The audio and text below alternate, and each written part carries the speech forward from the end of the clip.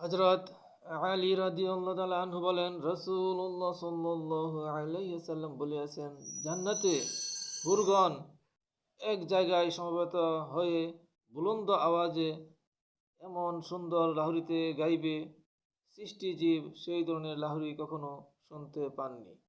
তারা বলবে, আমরা চিরকাল থাকব, কখনো ধ্বংস হব না। আমরা হামেশা সুখে সানন্দে থাকব, কখনো দুঃখ চিন্তায় পীড়িত হব না।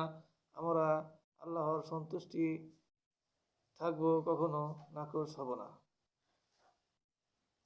সুতরাং তাদেরকে ধন্যবাদ, যার জন্য আমরা এবং আমাদের জন্য যিনি। হাদিসটি তিরমিজিতে বর্ণিত হয়েছে। মানে জান্নাতে, মানে আমরা যে দুনিয়াতে সঙ্গীত বলি, এটি তারা গাইবে, কিন্তু এত সুন্দর এরা কেউ গাইতে পারবে না।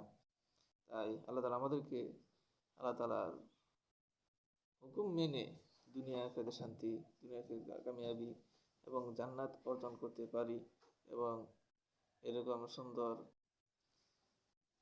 লাহোরিতে লাহোরির কণ্ঠ আমরা শুনতে পারি, ওদের কণ্ঠ আমরা শুনতে পারি। আল্লাহ তাআলা আমাদেরকে সেই তৌফিক দান করুন।